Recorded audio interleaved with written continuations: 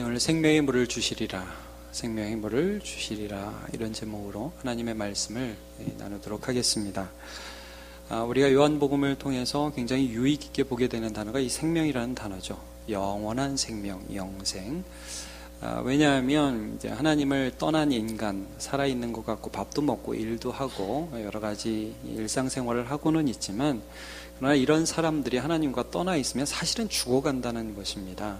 우리를 기다리는 것이 죽음이고, 그리고 죽음 뒤에는 심판이 있죠. 그래서 여러분, 히브리서에 보면 이런 말씀이 있지 않습니까? 한 번 죽는 것은 사람에게 정해진 것이요, 그 후에는 심판이 있으리니. 그러니까 사람이 분명히 살아있어요. 여러분, 우리도 살아있고 이 땅에 여러 사람들도 살아있습니다. 그런데 요한복음에서 이 생명과 대조된 죽음이라는 단어는 그들의 삶이 하나님과 떨어져 있기 때문에, 하나님과 관계가 없기 때문에 이미 죄악으로 인해 심판받은 자이고 정죄받은 자이고, 그래서 그 정죄의 대가로서 죽음이라는 형벌로서의 죽음이 우리를 기다리고 있다는 것입니다. 그리고 그 죽음 뒤에는 그냥 죽고 끝! 자살하는 사람들 이렇게 해서 끝내고 싶어, 이런 게 아니라 그 뒤에 영원한 심판이 있다는 것을 성경이 말씀해 주고 있지요. 그래서 이 죽음과 반대되는 생명, 이건 뭐냐면 하나님과의 관계거든요. 그러니까 영원하신 하나님, 창조주시며 처음부터 끝이신 그 하나님이 우리와 관계하시면 그의 생명이 우리 안으로 흘러 들어온다. 근데 그 생명이 우리 안에 흘러 들어올 수 없게, 우리가 죄를 짓고 이미 정죄 가운데 있고 하나님의 영광이 이르지 못하고 하나님을 싫어하고 하나님을 대적하는 방향으로 나도 모르게 살아가게 되어 있다. 그런데 이러한 인간에게 찾아오신 생명이신 분이 있었으니 그분이 예수 그리스도다. 그래서 여러분, 요한복음 1장 4절에 그 안에, 예수 안에, 말씀이신 하나님 안에 생명이 있었으니 이 생명이 사람들의 빛으로 비춰지기 시작했다고 말씀하였고, 또 예수님은 충만이라고 했어요. 그 안에, 그의 충만한 데서 우리가 받으니까 은혜 위에 은혜다, 이런 말씀을 하고 있고요. 요한복음 3장 16절도 여러분 우리가 잘 알고 있죠. 하나님이 세상을 이처럼 사랑하사 독생자를 주시니 이는 누구든지 저를 믿는 자마다 멸망하지 않고 무엇을 얻게? 영생을 얻게 하려 하심이라 라고 말씀하고 있습니다. 그러니까 여러분, 이 생명이라는 것은 단순히 오래 살거나 죽지 않고 살거나, 여러분 지옥도 영생입니다. 그렇게 보면 계속 고통당하면서 사는 거죠. 그러니까 하나님과 떨어진 인생들은 근심과 절망 속에서 순간순간 잠깐의 기쁨들은 있죠. 잠깐의 소망들은 있죠. 그러나 영원하지 않아요. 그냥 죽어가는 인생이에요. 뿌리로부터 끊어졌기 때문입니다. 이게 죽음이고, 이런 죽음 가운데 있는 사람을 영원하신 하나님과 이어주는 이 생명의 관계로 이끌어주시는 분이 예수님이다 하는 것을 말씀해주고 있는 것입니다. 그래서 예수님이 죽은 사람들을 찾아가시죠. 우리가 3장에서는 니고데모라는 사람을 보았지 않습니까? 이스라엘 선생, 바리새인, 꽤 잘 나가는 종교 지도자, 나는 영생이 있다고 스스로 자부하였던 자, 예수님 나와 함께 이스라엘 한번 회복시켜 볼까요? 예수님이 다짜고짜 그에게 이렇게 말씀하셨죠. 야, 넌 죽었어. 다시 태어나야 돼. 그리고 이제 누가복음 4장에서는 사마리아라는 하나님과 정말 떨어져 버린 혼합 종교, 혼합 신앙으로 하나님을 알지 못하는, 하나님과 관계없는, 그러니까 하나님을 갈망하지만 하나님과 관계없는 그 사람을 예수님이 찾아오시는 거예요. 그것도 사마리아 가운데에서도 한 여인, 도덕적으로 부패하고 무엇인가 갈망하지만 전혀 기쁨이 없고 생명이 없는 그 여인을 예수님께서 찾아오고 계신 거예요. 근데 여러분, 우리가 예수를 믿어서 생명을 얻는다는 것은 어떤 의미가 있냐면, 우리가 이제 결론 부분들이 이 부분을 다루겠지만, 이런 부분을 제가 초두에, 설교의 초두에 좀 잠깐 말씀드리겠습니다. 우리 마음 안에 내가 예수님께 반응한다, 내가 하나님과 관계를 맺는다, 기도를 한다, 전도를 한다, 어떤 하나님과 관계된 인생을 살아간다는 것은 내가 느끼지 못할지라도 내 안에 성령께서 계신 것입니다. 성령. 그 성령께서 내 안에서 반응하게 하시는 거죠. 여러분, 이게 그래서 믿지 않는 자와 믿는 자는 근본적으로 이 생명의 차이가 있는데, 그 차이는 어디서 오냐면 내 안에 계신 성령께서 일하시느냐 아니냐예요. 그래서 여러분, 예수를 구주라고 고백하는 것도 성령이 아니시고는 할 수가 없는 것입니다. 자, 어떻게 보면 이 사마리아 여인과 예수님의 대화를 우리가 지난주에 딱 그 시작하는 첫 마디만 보았지만 계속 살펴볼 텐데, 이 사람은 죽은 사람이에요. 죽은 사람. 그래서 예수님 말씀이 무슨 말씀인지 잘 몰라요. 근데 이제 깨어나죠. 여러분 이 말씀 한번 보고 우리가 말씀을 계속 나눴으면 좋겠어요. 자, 요한복음 5장을 한번 가보세요. 한 장만 뒤에. 5장 25절을 한번 보시기를 바랍니다. 요한복음 5장 25절을 한번 보시죠. 거기 한번 같이 제가 읽을게요, 여러분. 진실로 진실로 너희에게 이르노니. 자, 어떤 자들이에요? 죽은 자들이 하나님의 아들의 음성을 들을 때가 온다. 여러분, 여기 죽은 자가 어떤 자겠어요? 니고데모예요, 여러분. 사마리아 여인이에요. 하나님과 관계없고 하나님의 은혜가 흘러들어오지 못하는 자들, 그런 자들이 하나님의 음성을 듣는 때가 오나니 곧 이때라. 그 다음 같이 읽을까? 시작. 듣는 자는 살아나리라. 생명이 흘러들어오는 거예요. 그러니까 여러분, 요한복음을 읽으실 때 이게 죽었다는 게 육신적으로 죽었다는 건지 영적으로 죽었다는 것인지 문맥을 잘 보시면서 이해하셔야 합니다. 요한복음 특별히 이런 부분들을 세밀하게 기록하고 있습니다. 그런데 이 성령께서 역사하시면 그 인생은 이제 살아나게 되는데, 이게 없으면 계속해서 죽은 자로서 영적으로 전혀 예수님이 무슨 말씀을 하는지를 알지 못하고 반응할 수밖에 없습니다. 자, 지난주에 여기까지 봤습니다. 요한이 기록한 이 부분, 사마리아 여인이 딱 물 길러 왔는데 예수님이 물을 좀 달라고 그러죠. 근데 그 물을 달라고 하는 그 말을 듣고 사마리아 여인이, 이게 너무 좀 그 말 자체가 충격적인 거예요. 왜냐하면 사람 취급 안 하거든요. 인간 취급 안 하거든요. 근데 어떻게 유대인인 당신이 나에게 말을 것입니까? 라고 되묻죠. 이제 거기까지 우리가 봤습니다. 거기서 이 여인은 이 사람 뭔가 좀 다른데, 어투도 다르고 나를 바라보는 눈도 다르고 뭔가 있어 보이고 다른데, 근데 여러분, 이 사람이, 이 여자가 깨어나기 시작하고 생명이 들어가기 시작하지만 아직도 그 육적인 생각들, 세상을 바라보는 그 가치관들이 전혀 변하지 않는 것들이 다음에 보이게 됩니다. 그래서 예수님이 그 여인에게 너는 모르고 있는데 두 가지를 모르고 있다라고 말씀하시는 것이 오늘 본문에서 시작되고 있어요. 뭘 모르느냐? 첫 번째, 내가 너한테 주려고 하는 하나님의 선물이 뭔지를 모르고, 두 번째, 내가 누군지를 넌 모른다. 이렇게 말씀을 시작합니다. 10절 한번 볼까요?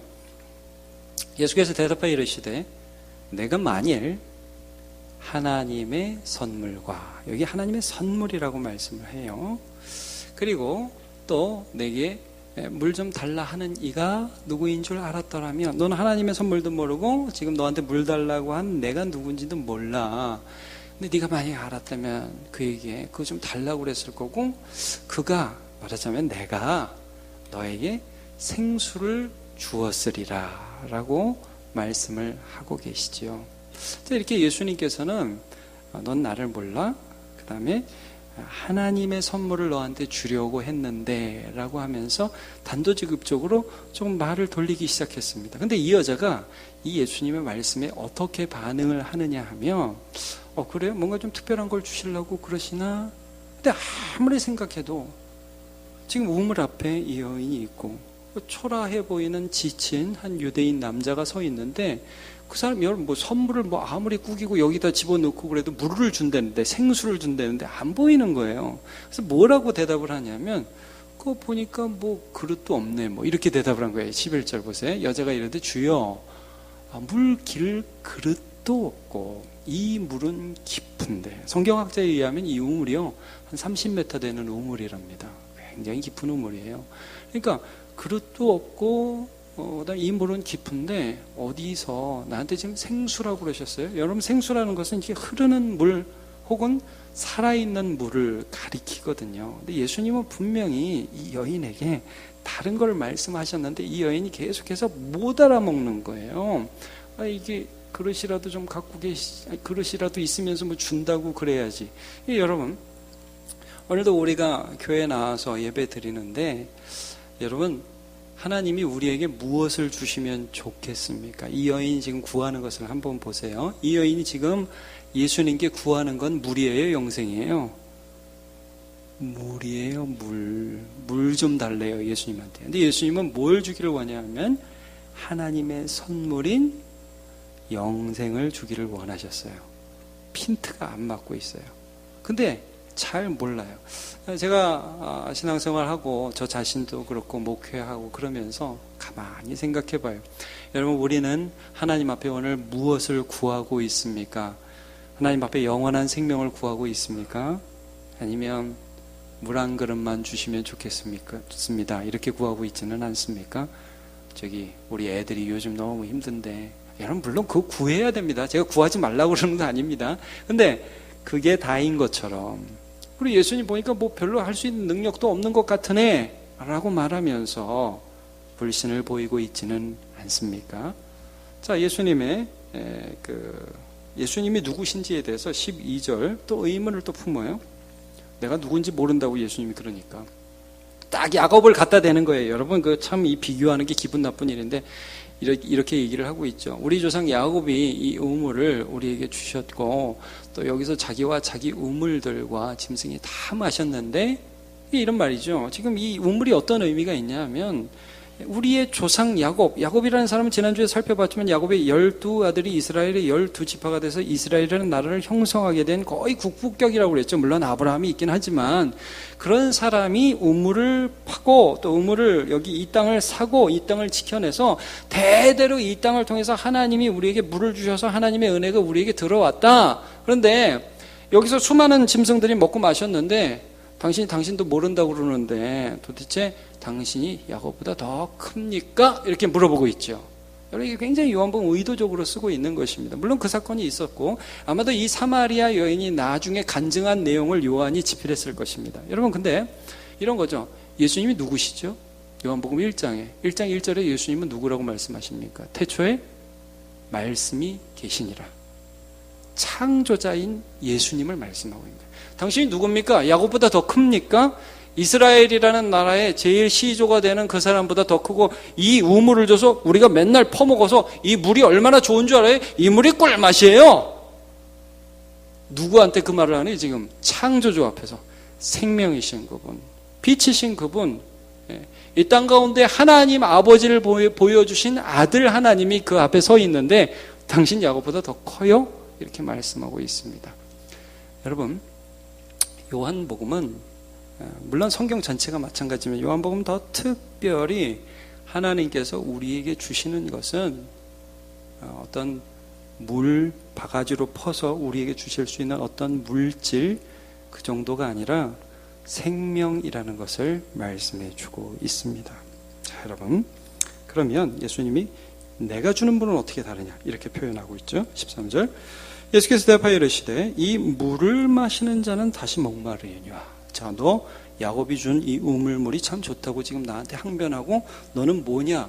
내가 당신을 믿고는 싶은데 믿을 수 있는지 참 의심이 간다. 이렇게 나한테 지금 말을 하고 있는데, 그런데 자, 내가 주는 물이 얼마나 차원이 다른지, 내가 주는 물은 세상의 물처럼 다시 목마르지 않아. 왜냐하면 14절 내가 주는 물을 마시는 자마다 영원히 목마르지 아니하리니. 이유가 여기 있어요. 예수님이 주는 물은 어디에서요? 그 속에서 솟아나는 샘물. 여러분, 샘물이 땅에서 솟습니까? 사람 속에서 솟습니까? 땅에서 솟죠. 근데 예수님 지금 진짜 좀 이게 바보 아니야? 이런 생각이 들 정도로 좀 이상한 말씀을 하는 거예요. 내가 주는 물을 먹으면 네 속에서 샘물이나, 이게 무슨 영업사원도 이런 영업사원이 어디 있습니까? 말이 되는 영업을 해야지. 속에서 물이 솟아난다는 거예요. 이 여인은 또 이걸 또 듣고서 에이 말도 안 돼 이렇게 할 수도 있잖아요. 근데 여러분, 예수님이요, 우리가 딱 봐도 예수님이 그냥 장사하는 장사친지 하나님의 아들의 권위를 가지고 신비한 것을 말씀해 주는 분인지 느낄 수 있었던 것 같아요. 이 여인이 그 말을 딱 듣고서 그래요? 물질로 이해해. 물질로. 자, 여기 보세요. 15절 여자가 이르되 주여 그런 물, 그러니까 내 속에서 솟아나는 물, 한번 딱 먹으면 속에서 콜콜콜콜콜콜콜콜콜콜콜콜콜콜 이런 물을 내게 주사. 첫 번째는 어떻게 됐으면 좋겠어요? 그래서 목마르지도 않고, 그 다음에 바라는 건 뭐예요? 여기 물 길러 오지도 않게 하옵소서. 우리가 이 말에 좀 주목해야 합니다. 여러분, 이 여인이 생수를 원하는, 속에서 솟아나는 물을 예수님이 주신다고 하니까 거기 눈이 번쩍 띄어졌어요. 굉장히 말도 안 되는 말 같잖아요. 여러분, 눈이 번쩍 띄어졌어요. 왜 그 말을 듣는데 번쩍 띄어졌냐면 내가 바라는 바거든요. 그런 물을 먹으면 그 다음부터 편해지는 게 있어요. 여기 안 와도 돼요. 여기 와서 물 깃는 그 수고로운 일들을 안 해도 돼요. 그러니까 눈이 번쩍 뜨여진 거예요. 그런 물이 지금 있어요? 여러분, 한번 생각해 보세요. 이 여자가 물을 길러 오는 게 참 귀찮은 일이고 힘든 일이죠, 여러분. 우리 여성분들, 청소하는 거 진짜 싫죠? 그래서 요즘 삼성이나 뭐 이런 대기업에서 이렇게 무인 청소기 이런 거 나오면 참 반갑죠? 그게 복음 같죠? 그죠? 자, 이 여인이 아마 그런 기분이었을 거예요. 세상에 그런 물이 있어요? 그런 물이 있으면 저 주세요. 자, 보세요. 근데 여러분, 정말 청소가 힘이 든 이유는 외롭게 나 혼자 힘들기 때문에 청소가 힘든 겁니다. 남편이 여러분, 여성분들이 청소할 때 남편이 어떤 반응을 보입니까? 제가 뭐 요즘에는 많이 안 그러는데 옛날엔 그런 분들이 있었다고. 이렇게 막 텔레비 이렇게 돌리고 있고 내가 막 쓸고 있으면은 엉덩이 이쪽 탁 들면 여기도 쓸어, 여기도 쓸어. 그러면 막 이렇게 열 받죠. 청소하기 싫죠. 근데 여러분, 만약에 청소하는데 남편이 같이 여보, 옆으로 좀 가. 무거운 건 내가 들게. 착착착착, 착착착착. 딱 아내하고 같이 있으면서 걸레질 내가 빨아올게. 당신은 여기, 나는 여기. 우리 한번 얼굴 한번 볼까? 반가워, 사랑해. 그렇게 청소해 보셨습니까? 그러면 참 천국이 거기 있겠죠. 자, 여러분, 이 여인이 물 길르는데 오는데, 이 여인 이제 우리가 다음 주에 보겠지만 남편이 5이 있었는데 지금도 그 남편이 같이 있는 사람이 남편이 아니래잖아요. 자, 만약 진짜 사랑하는 남편과 물을 길러 오면 그 길이 고되겠지만 그렇게 힘들까요? 그런 생각이 들어요. 여보, 이따고 무거운 걸 왜 당신이 들어? 내가 들어야지. 딱 하고 내 팔에 한번 팔짱을 끼워봐. 펴볼래? 말이라도. 아마 그러면서 이렇게 막 걸어오면 그 길이 그렇게 싫을까요? 여러분, 인생 사는 게 그렇게 싫습니까? 싫으면은 혼자라서 싫은 거예요. 나만 힘들기 때문에. 이 여자는요, 궁극적인 괴로움과 궁극적인 목마름이 어디 있었느냐 하면, 이 여자는 자신이 하나님과 떨어져 있고 그런 자신이 사람에게서 미움받는다는 사실을 인식하지 못한 채 내 진짜 외로움의 근거를 남자가 채워줄 수 있다고 생각했고, 내 진짜 목마름의 이 근원을 물이 채워줄 수 있다고 생각하는데, 지금 예수님은 계속 소리치는 겁니다. 아니야! 그게 아니야! 하나님이 네 안에 계시는 것이 진정한 해결책이야. 이걸 말씀해. 하나님과의 관계가 진정한 해결책이라는 것을 이 여인에게 계속해서 말씀해 주고 있는 것입니다. 하나님과의 관계죠. 그럼 여러분, 우리가 여기서 예수님이 주시는 생수가 무엇인가? 그것은 성령입니다. 성령. 그리고 예수님이 성령을 주시는 것은 성령 세례고요. 여러분, 요한이 뭐라고 그랬어요? 나는 물로 세례를 주거니와 내 뒤에 오시는 이는 성령으로 세례를 베풀리라. 성령께서 예수 믿을 때 우리 가운데 역사하시는 거예요. 여러분, 요한복음 7장에 보면 이게 구체적으로 이렇게 설명이 나와요. 요한복음 7장 37절에 보세요. 자, 여기 있습니다. PPT. 명절 끝날, 곧 큰 날에 예수께서 서서 외쳐 이르시되 누구든지 목마르거든 내게로 와서 마시라. 나를 믿는 자는, 자, 예수님 믿을 때 예수님이 선물을 주는 거예요. 성경의 이름과 같이 어디에서? 그 배에서. 굉장히 육체적인 비유를 하셨지만, 그러나 이것은 우리 속에서 어떤 변화가 일어난다는 거예요. 여러분, 이거 놀라운 것입니다. 세상 어떤 것도 외적인 어떤 선물을 약속하지만 이 외적으로 내가 아닌 다른 변화들이 계속해서 흘러나오는 것에 대해서 말씀하지 않아요. 근데 그 배에서 생수의 강이라고 표현하고 있어요. 생수가 우리가 요한복음 4장에서는 지금 샘물이라고 표현을 하고 있는데 생수라고 표현을 하고 있는데 여기서는 강이 흘러나오는데요. 에스겔에서 37장에 나오는 성전 문지방에서 흘러나오는 그런 강물들이 닿는 곳마다 흘러가는 곳마다 고기들이 살아나고 나무가 살아나는 것처럼 그렇게 우리의 뱃속에서 성령의 생수가 흘러나리라 말씀을 하고 있어요. 자, 39절은 같이 읽어볼까요? 시작. 이는 그를 믿는 자들이 받을 성령을 가리켜 말씀하신 것이라. 아멘. 성령을 말씀하신 것입니다. 여러분, 예수님을 믿을 때에 그 믿음 자체는 사실 성령이 내 안에 오셔서 내가 살아나서 하는 반응이에요, 여러분. 분명히 고린도전서 2장에 말씀하잖아요. 누구든지 성령이 아니고는 예수를 주시라 할 수 없느니라. 살아나는 거예요, 살아나는 거.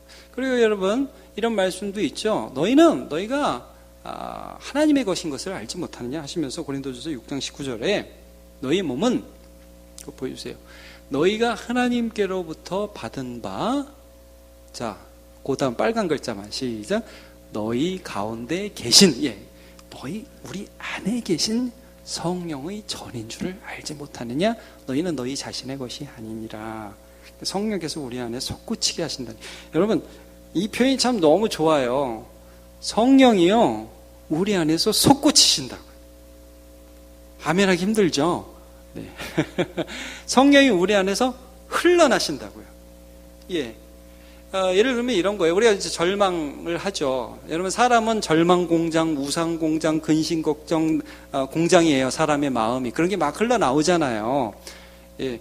안 해야지 하면서도 막 나오죠. 이런 공장이잖아요. 근데 성령이 내 안에서 오시면 이런 공장에서 다른 게 나온다는 거예요. 이렇게 우리가 기도하고 주여 하는데 이런 마음들을 우리가 주셔. 야, 이 목사야, 야, 이 김집사야, 야, 이 뭐라고 그래야 돼요? 하여튼 성도야, 너 왜 지금 낙심하고 있느냐?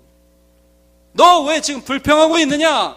너 왜 지금 하나님을 향해 원망하고 있느냐? 하나님이 돌아가셨냐? 내가 아닌 분이 내 안에서 솟구쳐 일하신다는 것이에요. 이게 흘러나온다. 이게 성령이에요. 여러분, 우리가 예수 믿을 때에 성령께서 우리 가운데 오셔서 떠나지 않으셔요.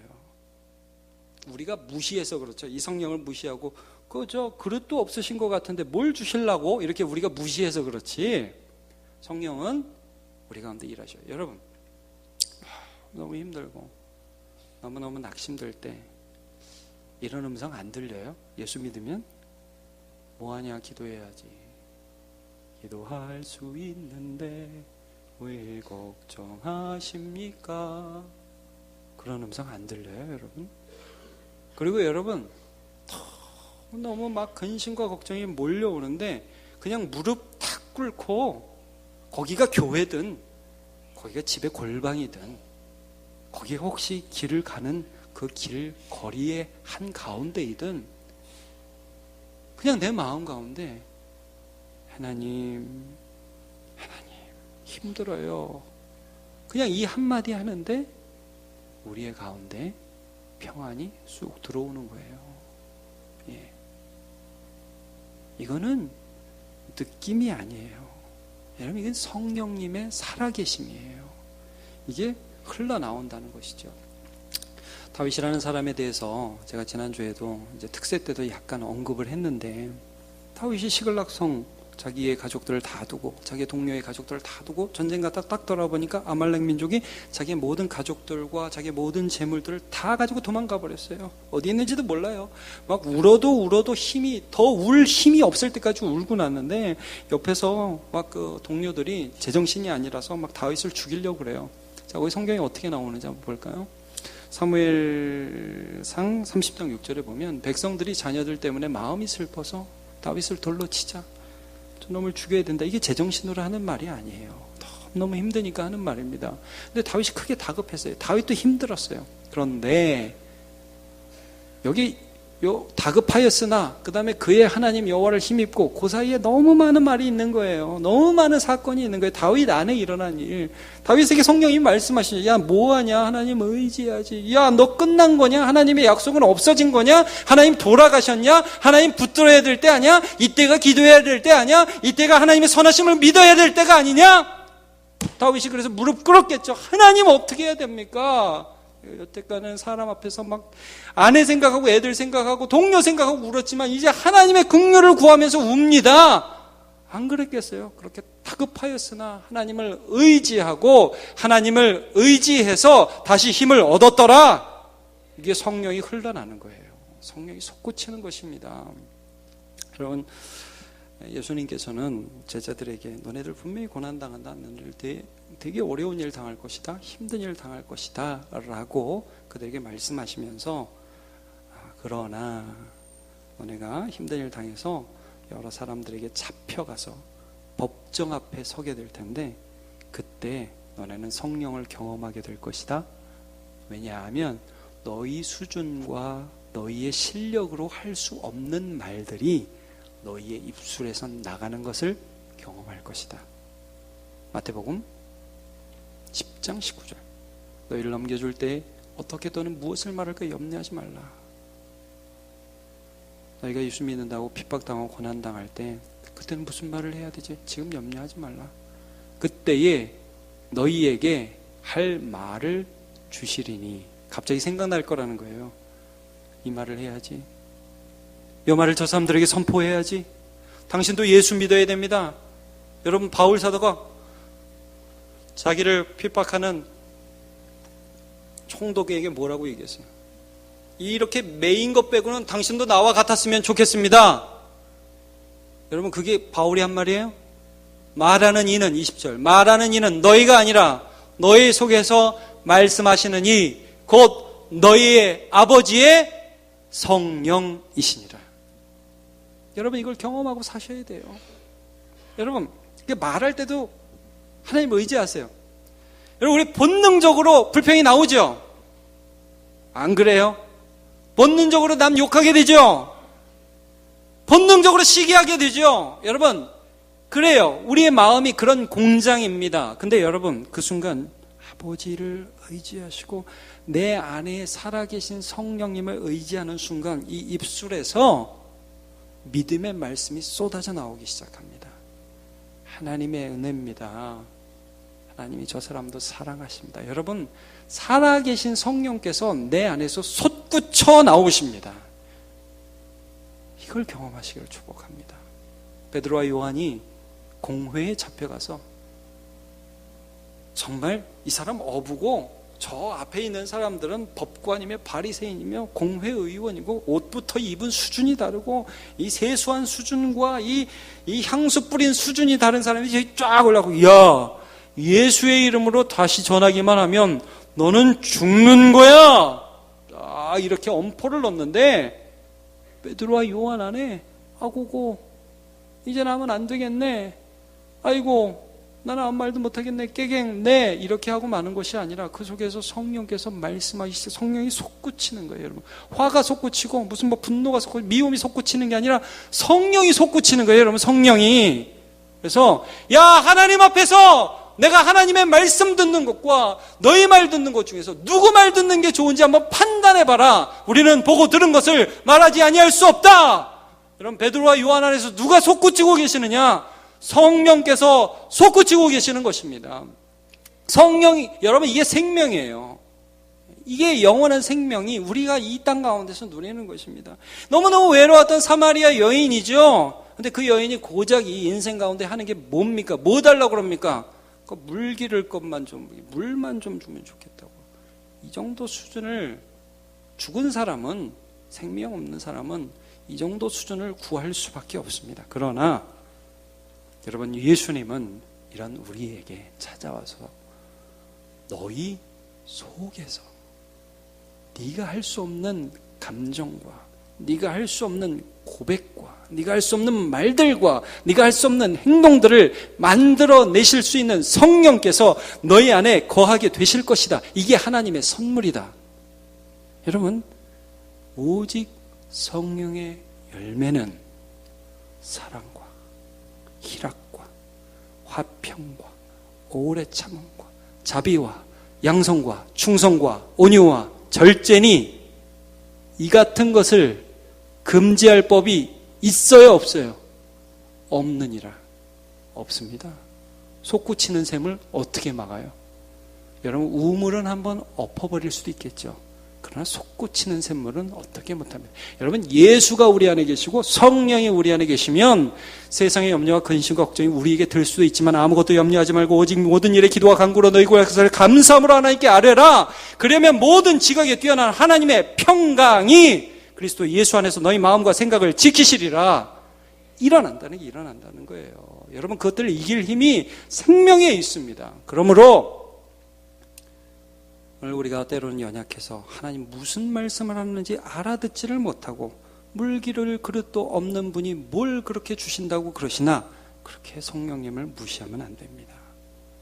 하나님 생명으로 채워주시고 성령으로 채워주시고 내 안에서 솟구치소서. 내 입술에서 역사하여 주옵소서. 내 생각 속에서 내 가슴팍에서 주님 역사하여 주옵소서. 하나님을 경험하는 저와 여러분 되시길 축복합니다.